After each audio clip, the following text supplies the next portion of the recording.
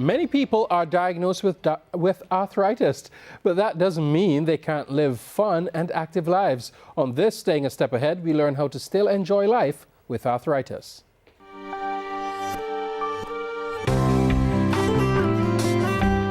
Good morning. I'm Christine Gibbs from A Step Ahead Physiotherapy in Governor Square. Thank you for joining me for another segment of Staying a Step Ahead. A very scary word for many people is arthritis.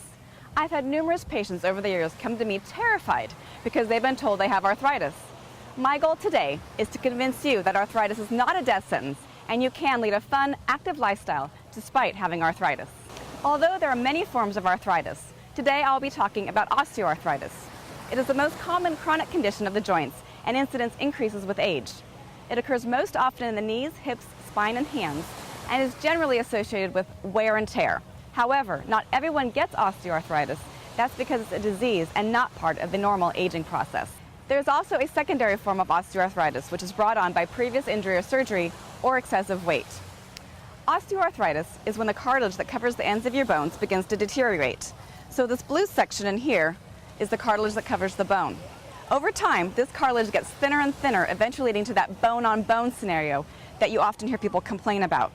So, when you're bending and straightening your knee, if this is getting thinner, you don't have that cartilage cushioning anymore.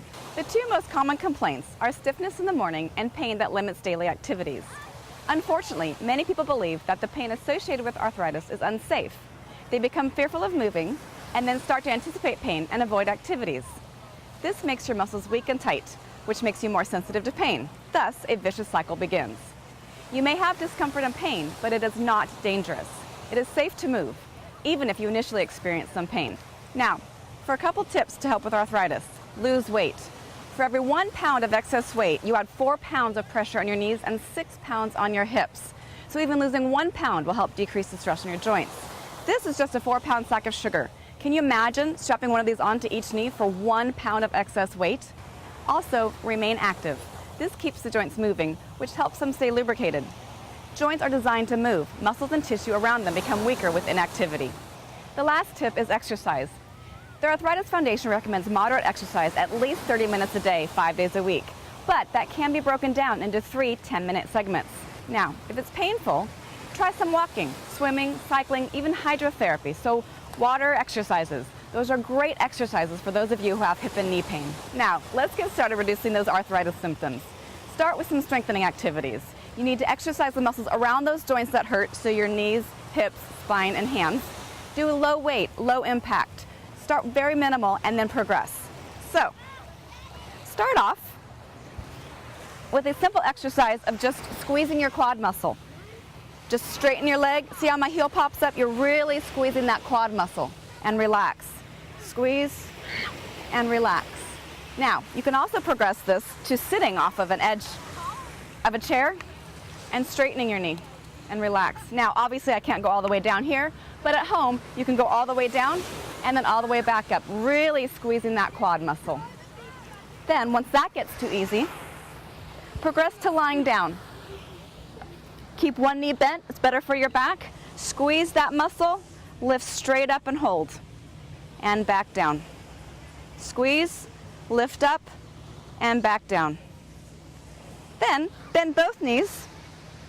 Squeeze your bum muscle, lift straight up and hold, and back down.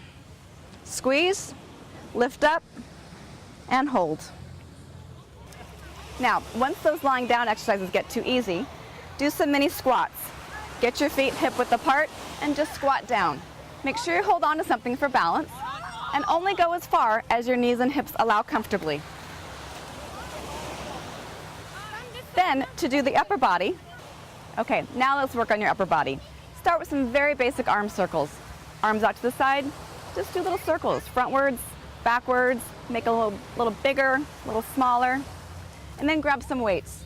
Now, these are just 2 pounds, very light. Just bend up. And the final one, do your triceps. One arm overhead, and then just straighten.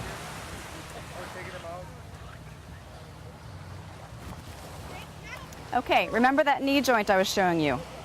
If this is wearing thin and it's pushing down, it's going to rub and be painful. If you can get more space in that joint, it'll be a lot more comfortable for you. So that means stretch the muscles.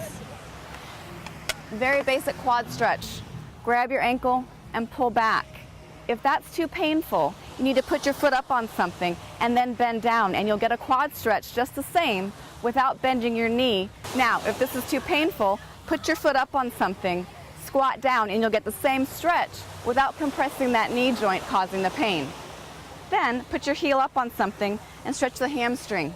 Keep the knee slightly bent, keep the back straight, lean forward, getting a stretch through your hamstring. The major point I want to drive home today is that arthritis does not have to be painful. You can have arthritis without pain, just like you can have pain without arthritis. I hope this information has been helpful in debunking some of the myths and misconceptions about arthritis. The exercises I have shown you have been very basic, since most often arthritis symptoms do start with pain. So I want you to begin at a low level and progress as your symptoms decrease.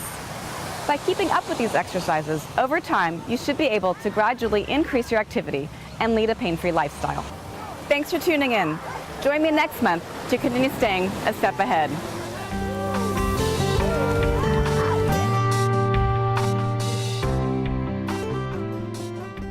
So if you'd like to get in contact with Christine or the team at A Step Ahead Physiotherapy, you can give them a call at 745-ASAP. That's 745-2727. You can send them an email to info@stepaheadphysio.com. Also check out their website, www.astepaheadphysio.com, or simply you can stop by their offices at Governors Square.